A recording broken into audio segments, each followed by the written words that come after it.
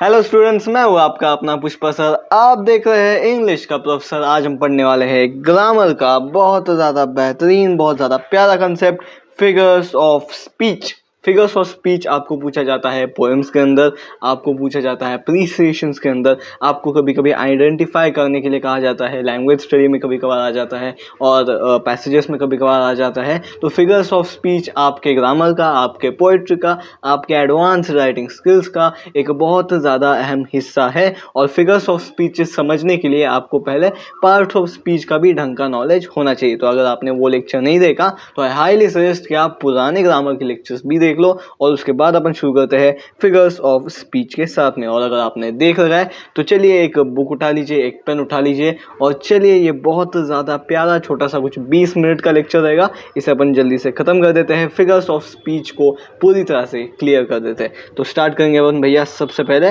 Introduction के साथ में। पेन एडजस्ट कर लेते हैं, मैं तो पेंसिल ही यूज़ करूँगा। 15-16 नहीं, थोड़ी ज़्यादा बड़ी हो गई, अपन 12 की इस्तेमाल करते हैं। Okay perfect. तो देखो भैया, फिगर्स ऑफ स्पीच मतलब मसाला। क्या? देखो भाई, जब हम नॉर्मल शब्दों का इस्तेमाल करते हैं भाषा में तो इतना मज़ा नहीं आता। वैसे ही जब हम नॉर्मल चीज़ों से खाना बनाते हैं इतना मज़ा नहीं आता। लेकिन अगर आपको खाने को बढ़िया बनाना है, आप उसमें मसाला डालते हो, तड़का लगाते हो, ग्रेवी डाल देते हो, उसमें टेस्ट आ जाता है। तो वही लैंग्वेज के साथ में करने के लिए आपको फिगर्स ऑफ स्पीच का इस्तेमाल करना होता है। नॉर्मल लैंग्वेज बड़ी ब्लैंड होती है, उसमें मज़ा नहीं आता। लेकिन आपको अगर चटपटी लैंग्वेज चाहिए, आपको रिदम चाहिए, फ्लो चाहिए, कॉमेडी चाहिए, आयरनी चाहिए, तो ये सारी चीज़ें करने के लिए आपको फिगर्स ऑफ स्पीच का इस्तेमाल किया जाता है। तो बेसिकली हम इसकी ईजी वाली डेफिनेशन लिख देंगे। क्या भाई? कि फिगर्स ऑफ स्पीच, लिखिए मेरे साथ में, figures of speech are devices used in language to make it deeper, poetic, more straight word, and overall better।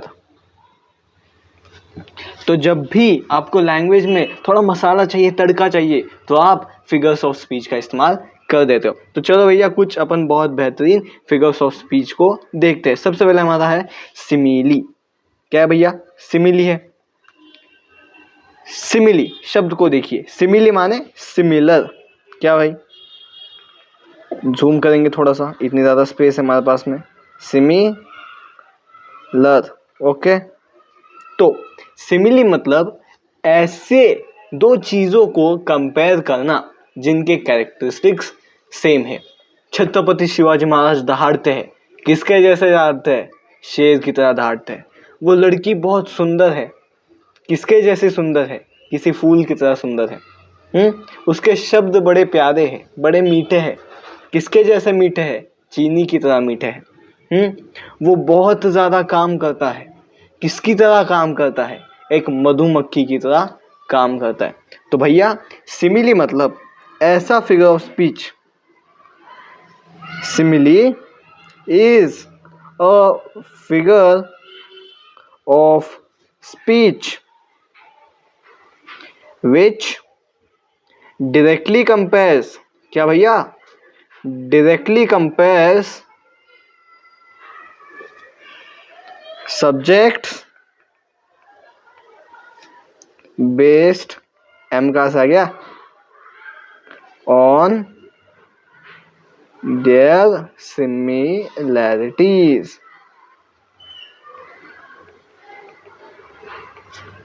चलो भैया, इजी है, डन है, क्लियर है। अब इसके अपन कुछ एग्जांपल्स देखते हैं। वही एग्जांपल भाई, Shivaji was as fierce as a lion। Her words were as sweet, फिर से लिखेंगे ये, एज शुगर। अरे क्या हो रहा है, एक और एग्जांपल ले लेते भाई। He works like a B.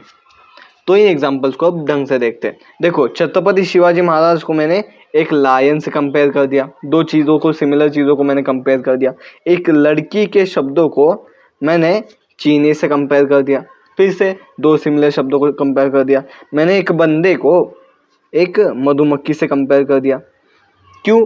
क्योंकि वो लड़का मधुमक्खी की तरह काम करता है। वो लड़की को शुगर की तरह क्यों कंपेयर कर दिया? क्योंकि उसके जो शब्द है वो भी शुगर की तरह मीठे हैं, स्वीट है। शिवाजी महाराज को लायन से कंपेयर क्यों कर दिया? क्योंकि शिवाजी महाराज की दहाड़ भी लायन की तरह फियर्स रहती है। अब भैया सिमिली को पहचाने कैसे? कैसे पहचाने भाई? जब भी आपको एस दिख जाए या लाइक दिख जाए, तब समझ लेना कि ये सिमिली है। कैसे पहचानेंगे? How to identify?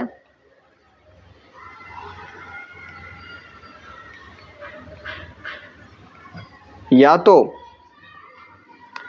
S blah blah blah S, ये आपको दिखेगा सेंटेंस में, या फिर लाइक, ये आपको दिखेगा।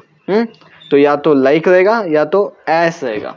तो इन दोनों में से कोई भी एक चीज अगर किसी सेंटेंस में है, दोनों का कंपैरिजन हो रहा है, तो समझ जाना कि क्या है भाई, एक सिमिली है।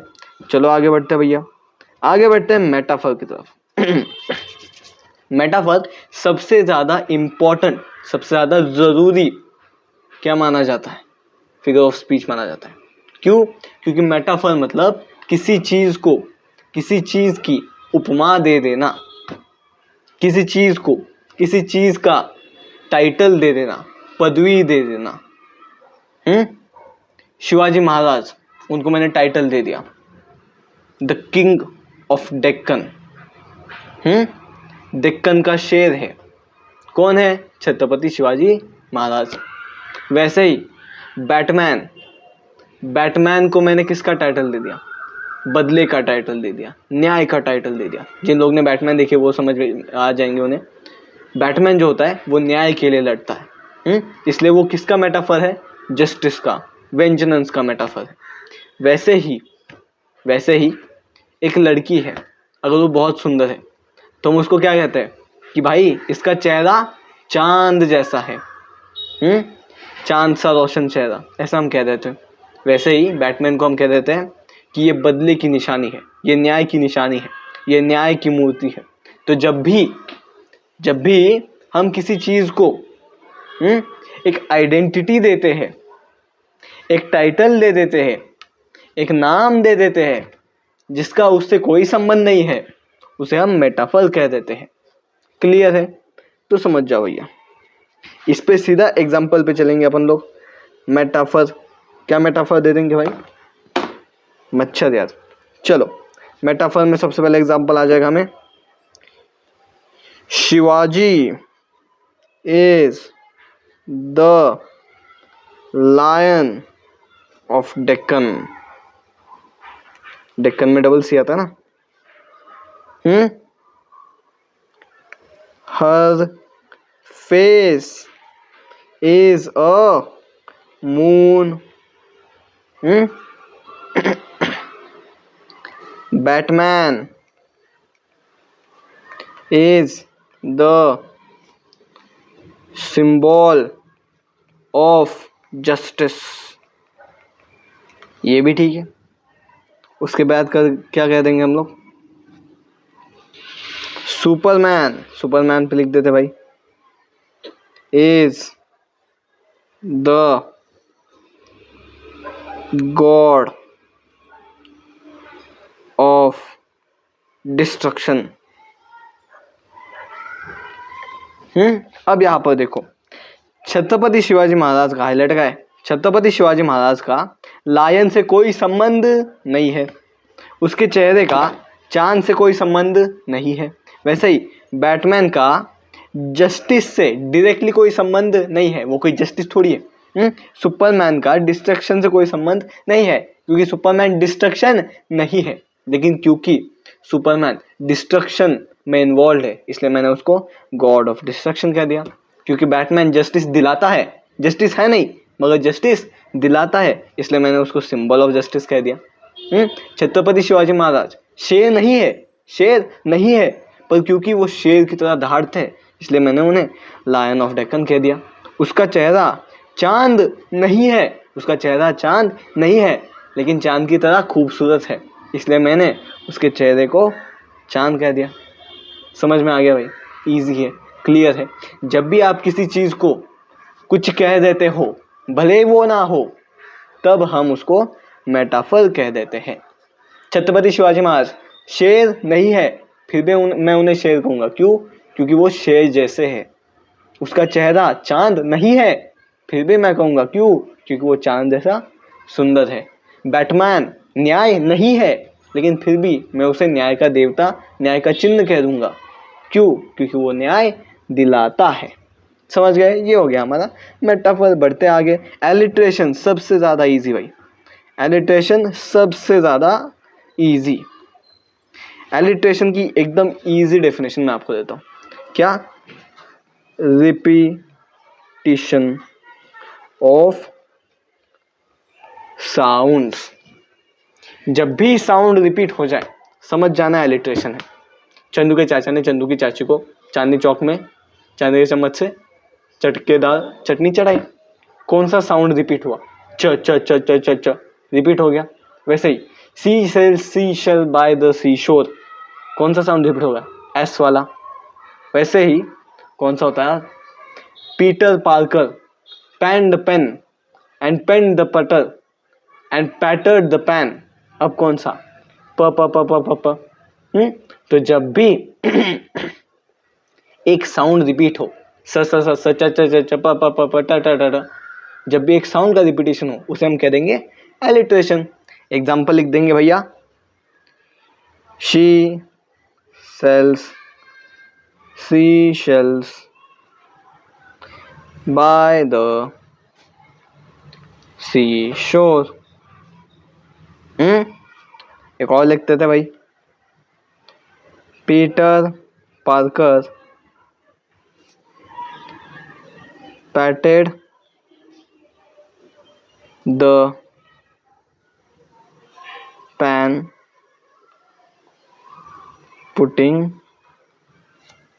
सम बटर। यहाँ पर देखो, ये स रिपीट हुआ, स रिपीट हुआ, स रिपीट हुआ, स रिपीट हुआ, स रिपीट हुआ, स रिपीट हुआ। तो एलिट्रेशन किसका हुआ भाई? स का हुआ है। यहाँ पे देखो, प रिपीट हुआ, प रिपीट हुआ, प रिपीट हुआ, प रिपीट हुआ, प रिपीट हुआ। एलिट्रेशन किसका हुआ है? प का हुआ है भाई। किसका हुआ है? प का हुआ है। तो इस तरह से आप एलिट्रेशन को बता कर लोगे। अब देखो, एलिट्रेशन में साउंड्स का रिपीटिशन हुआ, हाँ भैया। वैसे ही रिपीटिशन में वर्ड्स का रिपीटिशन हो जाएगा। Try try but don't cry, क्या रिपीट हुआ? ट्राई रिपीट हुआ। जॉनी जॉनी, यस पापा, क्या रिपीट हुआ? जॉनी शब्द रिपीट हुआ। Never never never give up, क्या रिपीट हुआ? नेवर शब्द रिपीट हुआ। She was very very very beautiful, क्या रिपीट हुआ? वेरी रिपीट हुआ।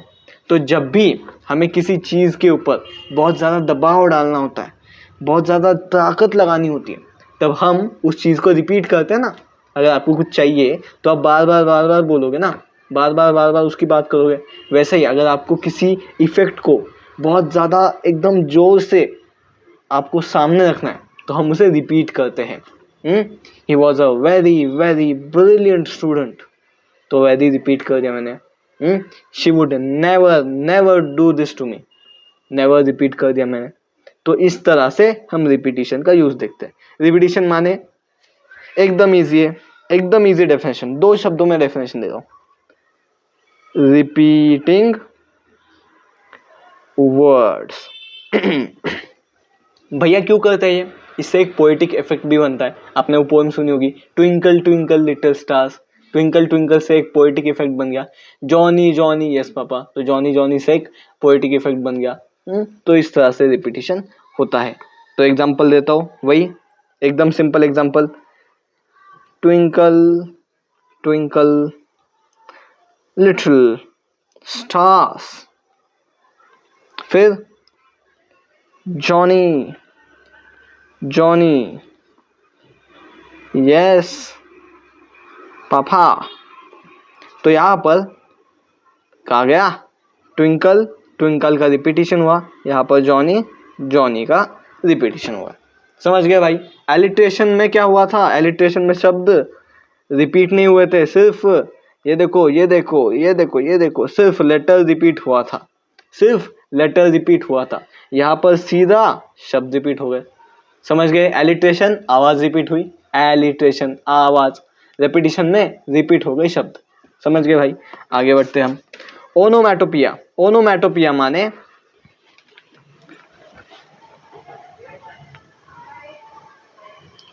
Writing sounds in form of words.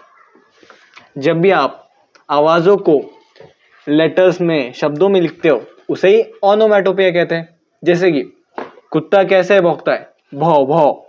बिल्ली कैसे बोलती है, म्याओ म्याओ। चूहा कैसे बोलता है, किस किस। बतख कैसे बोलती है, क्वैक क्वैक। दरवाजा कैसे खटकता है, क्रैक क्रैक। बिजली कैसे कड़कती है, धर धर। तो ये सब जो आवाजें हैं, जब आप इन्हें पेज पर लिखोगे, इसे ही ओनोमैटोपिया कह देंगे। फॉर एग्जाम्पल,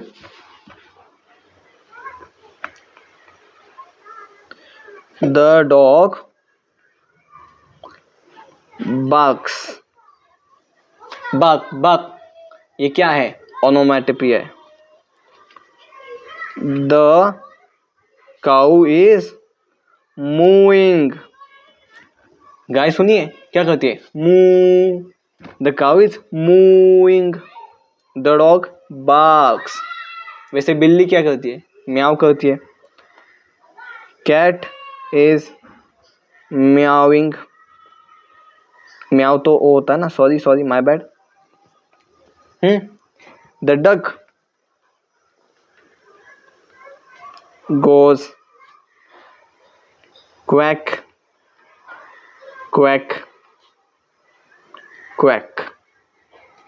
तो यहाँ पर मैंने बतख की आवाज निकाल दिए, यहाँ पर मैंने बिल्ली की आवाज निकाल दिए। तो जब भी आप किसी प्राणी के, किसी नैसर्गिक चीज के, किसी भी चीज का जब आप आवाज लिखते हो, लिख के दिखाते हो, तब आप ओनोमैटोपिया बनाते हो। ये भी ओनोमैटोपिया है। म्याओ म्याओ ओनोमैटोपिया है। खड़ंग खड़ंग ओनोमैटोपिया है।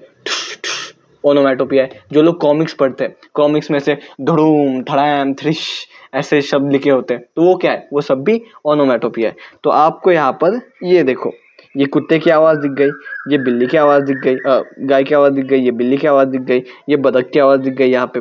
और यहाँ पर मैंने एक और चीज़ करी, मैंने क्या करा? क्वैक क्वैक क्वैक 3 बार लिखा। मतलब मैंने एक और फिगर ऑफ स्पीच इस्तेमाल करा। कौन सा इस्तेमाल करा भाई? मैंने रिपीटेशन इस्तेमाल करा। इसका मतलब मैंने एक ही सेंटेंसेस में ये एक और ये दो फिगर्स ऑफ स्पीच इस्तेमाल कर दिए। और आप ऐसा बिल्कुल कर सकते हो। जो एडवांस राइटर होते हैं ना, वो 1 2 3 कभी कभी 4 फिगर्स ऑफ स्पीच एक साथ इस्तेमाल कर देते हैं। इतने ज़्यादा खतरनाक राइटर्स भी रहते हैं और उनको एनालाइज करना बैठना पड़ता है। ठीक है, तो अपन अब आगे बढ़ते हैं। पर्सोनिफिकेशन। पर्सोनिफिकेशन शब्द को तोड़ो। किसी भी चीज़ को पर्सनैलिटी देना।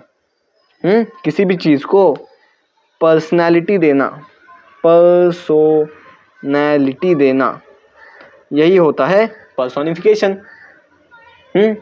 बादल है, ये बोल नहीं सकते, चल नहीं सकते, कुछ कर नहीं सकते, इनकी कोई पर्सनैलिटी नहीं होती। ये बॉटल है, इसकी कोई पर्सनैलिटी नहीं होती। ये पेन है, इसकी कोई पर्सनैलिटी नहीं होती। ये लैम्प की कोई पर्सनैलिटी नहीं होती।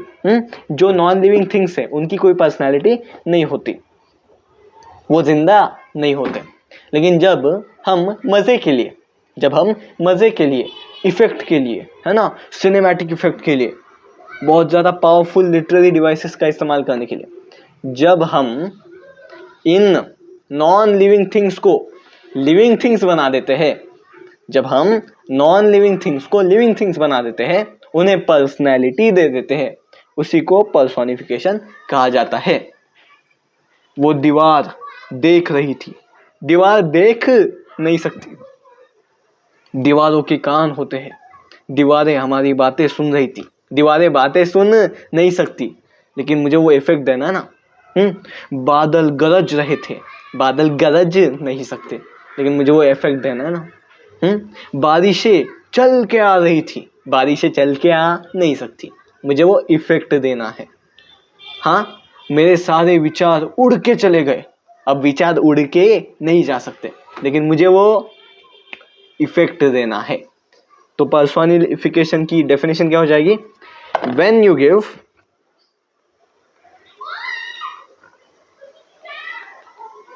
लिविंग कैरेक्टरिस्टिक्स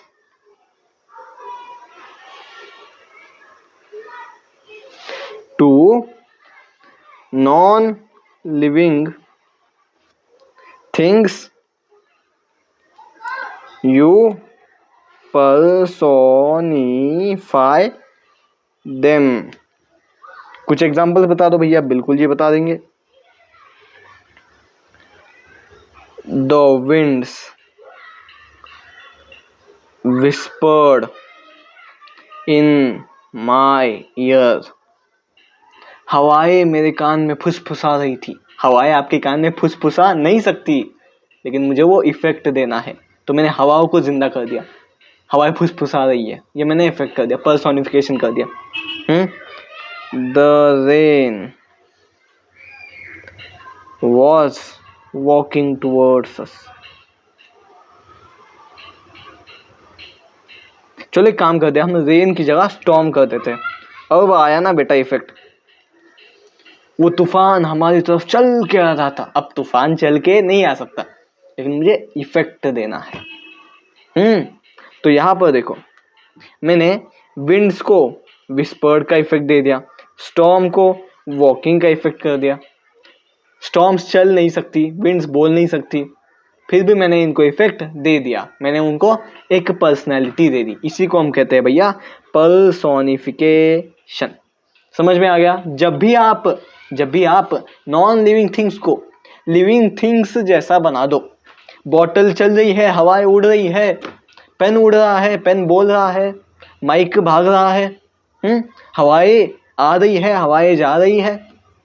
जब भी आप नॉन लिविंग थिंग्स को ऐसे एक्शंस दे दो, इंसानों वाले काम दे दो, तब आप पर्सोनिफिकेशन कर रहे हो। चलो भैया बढ़ते हैं अपन। कितने बचे? और 2 बचे, 2 बहुत आसान बचे। हाइपरबोल। हाइपरबोल मतलब एक ट्रिक बताता हूँ याद करने की। हाइपर करके बोलना, हाइपर करके बोलने को ही हाइपरबोल कहते हैं। आपको कहना है भाई मैं बिजी हूँ, भाई मैं बिजी हूँ, लेकिन इसमें मज़ा नहीं आता ना, तो आप क्या कहोगे? भाई मैं दिन का 30 घंटा काम करता हूँ। अब आप सही में 30 घंटे काम नहीं करते, आपने हाइपर करके बोल दिया, आपने बड़ा चढ़ा के बोल दिया। आपको बोलना है भाई मुझे भूख लगी है, भाई मुझे भूख लगी है, लेकिन इसमें मज़ा नहीं आता। तो आप बोलो भाई मेरे को इतनी भूख लगी है ना, इतनी भूख लगी है, मैं 10 प्लेट खा दूंगा। अब फिर से आप 10 प्लेट नहीं खा सकते, आपने हाइपर बोल कर दिया, आपने बड़ा चढ़ा के बोल दिया। इसे मराठी में अतिशयोक्ति अलंकार कहते हैं। क्या कहते हैं? अतिशयोक्ति अलंकार कहते हैं।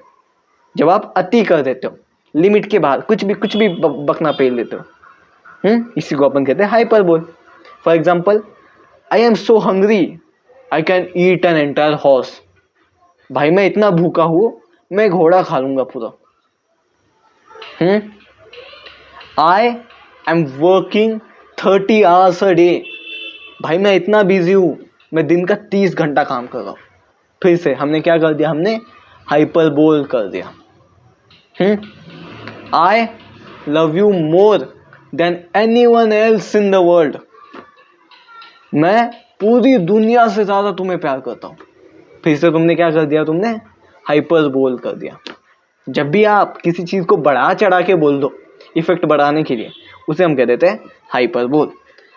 तो लिखते हैं भाई definition, when you hyper up the sentences to deepen the effect and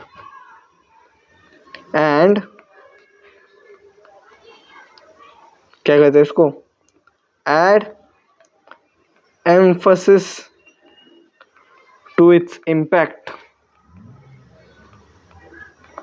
it is called as a hyperbole. समझ गए बेटे?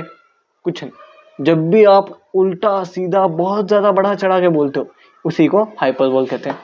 फिर से वही एग्जांपल जो मैंने आपको बताया, I am so hungry that I can eat an entire horse. I am 30 hours a day। तो ये हो गया आपके, यहाँ पर मैं एक्सक्लेमेटरी मार्क लगा दूं हाइपरबोल के एग्जांपल। अब बढ़ते हैं आखिरी आखिरी आखिरी आखिरी हमारे फिगर ऑफ स्पीच की तरफ, जो कि है एंटाइथेसिस। एंटाइथेसिस, एंटाई माने मतलब आंटी नहीं, आपके घर के साइड में नहीं। एंटाई माने अपोजिट। अरे टेढ़ी क्यों हो गई ये लाइन, ऐसे कर देता हूँ मैं। इसे कहते हैं टेक्नोलॉजी। चलो भाई, एंटा माने ऑपोजिट। जब भी आप दो अपोजिट आइडियाज को एक सेंटेंस में लगा देते हो तब आप एंटीथेसिस करते हो। स्वामी विवेकानंद की एक बहुत बेहतरीन कोट है, वो कहते हैं weakness is death and strength is life. माने नाजुकपना मृत्यु है। माने वीकनेस को क्या कहते हैं हिंदी में, वीकनेस को क्या कहते हैं यार, आप समझ जाओ। वीकनेस मतलब ताकत ना होना, नाजुकपना मृत्यु है और ताकत जीवन है।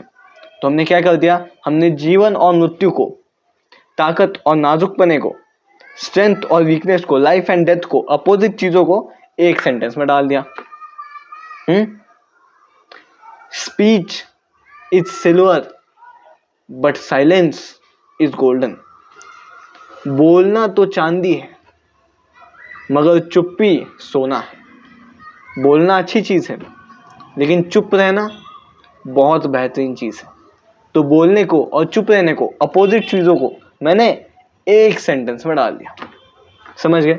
जब भी हम अपोजिट चीजों को एक सेंटेंस में डाल देते हैं, उसी को हम कहते हैं antithesis. When we put opposing ideas together, contrasting them clearly in a pattern, we create antithesis। समझ गए? अब एग्जाम्पल लेते भैया, वही स्वामी जी का कोट, स्ट्रेंथ इज अरे लाइफ,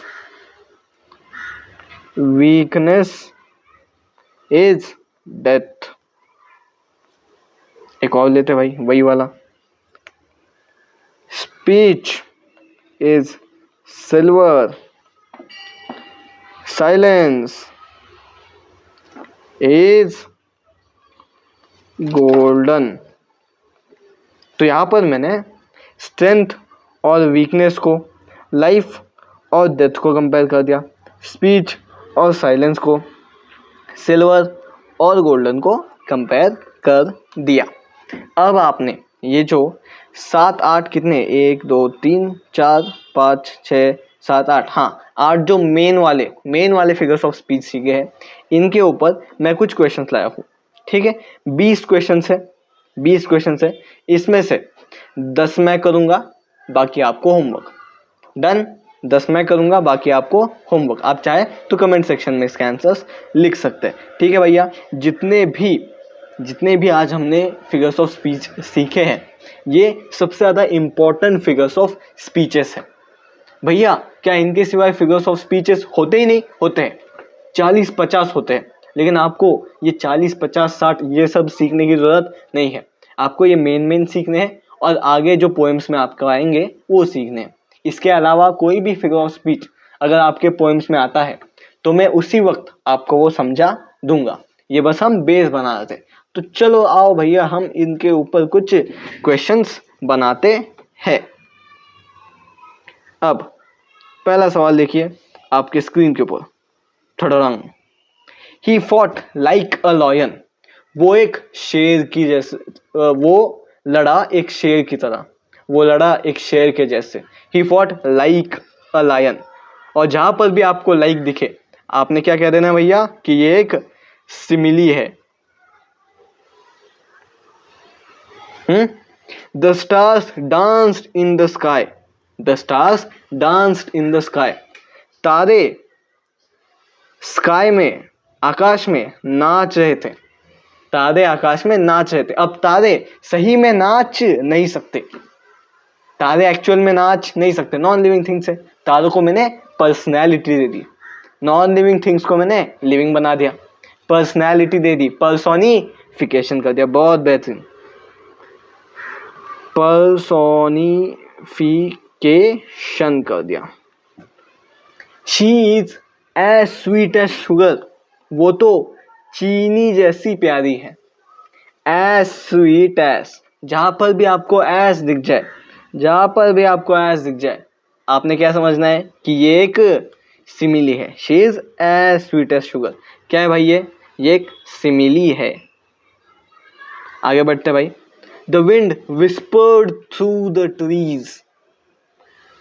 क्या है भाई? The wind whispered through the trees. हवाएं पेड़ों के बीच में से फुसफुसाती निकल रही थी। अब फिर से, हवाएं फुसफुसा नहीं सकती, नॉन लिविंग थिंग्स ये कर नहीं सकते। हवाओं को मैंने पर्सनैलिटी दे दी, उनका पर्सोनिफिकेशन कर दिया। तो यहाँ पे लिख देंगे फिर से, पर्सोनिफिकेशन। क्या है भाई? उसी पे सवाल है क्या सब? चलो आगे बढ़ते हैं हम। Peter Piper picked a pack of pickled papers. Peter Piper picked अ क्या है ये? Peter Piper picked a pack of pickled papers. एक साउंड रिपीट हुआ है, क्या रिपीट हुआ भैया? P P P P P P P. जब साउंड रिपीट होता है तब क्या होता है? एलिट्रेशन। जब वर्ड रिपीट होता है रिपीटिशन, लेकिन जब साउंड रिपीट होता है एलिट्रेशन। लिख दो भाई यहाँ पे, एलिट्रेशन हुआ है, यहाँ पे एलिट्रेशन हुआ है। चलो भाई। I have told you 1000 times। मैंने तुझे 1000 बार बताया है। मैंने तुझे कितनी बार बताया? 1000 बार बताया है। अब सही में, रियलिटी में कोई बंदा 1000 बार, 1000 बार बता नहीं सकता।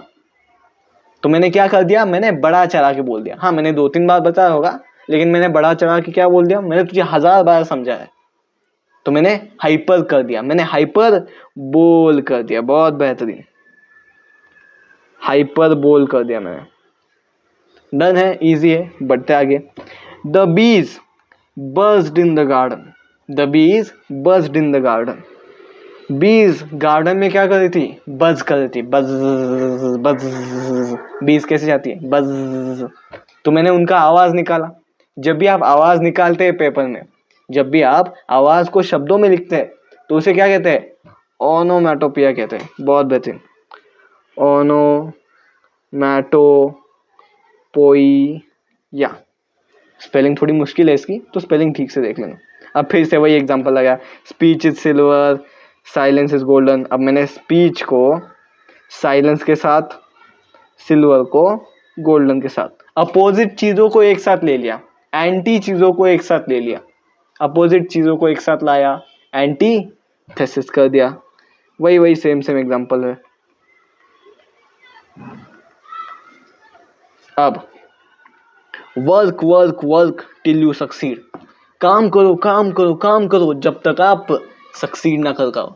क्या किया मैंने यहाँ पे, काम करो काम करो काम करो, मैंने रिपीट किया, मैंने शब्दों को रिपीट कर दिया, मैंने रिपीटेशन कर दिया। ये देखो, काम करो काम करो काम करो, वर्क वर्क वर्क, मैंने यहाँ पे रेपेटिशन कर दिया है। ओके, अब हर स्माइल इज सनशाइन, उसकी मुस्कान सनशाइन है, उसकी मुस्कान सनशाइन। अब उसकी मुस्कान सही में सनशाइन नहीं है, उसकी मुस्कान सही में सनशाइन नहीं है, लेकिन जैसे सनशाइन को देखकर, सूर्य की किरणों को देखकर, चमक को देखकर हमें अच्छा लगता है, वैसे उसकी मुस्कान को देखकर मुझे अच्छा लगता है।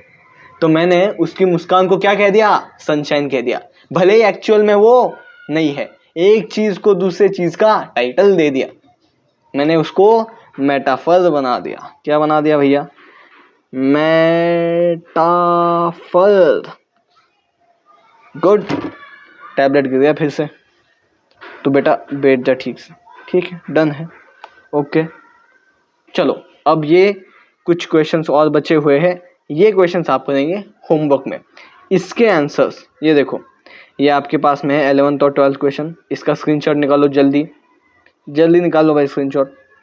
हो गया हो गया, अब मैं आगे दिखाता हूँ आपको। ये वाले क्वेश्चन है, इनका भी स्क्रीनशॉट ले लो आप, बहुत बेहतरीन प्यारे इजी क्वेश्चन है। ये वाला तो अभी करा हमने, ये वाला, और आप ये वाले क्वेश्चंस का स्क्रीनशॉट निकालो। निकाल लिया भाई, पानी पी लेता हूँ मैं, निकाल लो निकाल लो निकाल लो, स्क्रीन छोटी कर दी मैंने, निकाल लो भाई।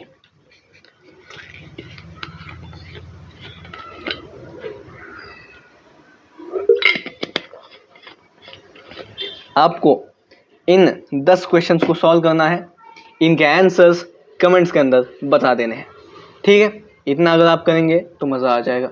इंस्टा पे मेरे को डीएम करो, स्टोरी लगाओ, मैं स्टोरी पे डालूंगा, या फिर आप कमेंट्स के अंदर आंसर बता दो।